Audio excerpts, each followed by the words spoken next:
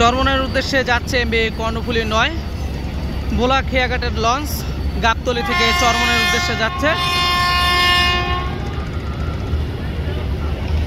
তো দেখতে পাচ্ছেন চরমনাই বার্ষিক মাহফিল উপলক্ষে রিজার্ভ ট্রিপ নিয়ে গাবতলী থেকে ঢাকা হয়ে চরমনাই উদ্দেশ্যে যাচ্ছে এমবি কর্ণফুলী 9। সকলে ভিডিওটি দেখুন, ভালো লাগলে লাইক দিয়ে কমেন্ট করুন, আর এই চ্যানেলে নতুন হয়ে থাকলে অবশ্যই চ্যানেলটি সাবস্ক্রাইব করে পাশে থাকা বেল বাটন বাজিয়ে দিন। ধন্যবাদ সবাইকে।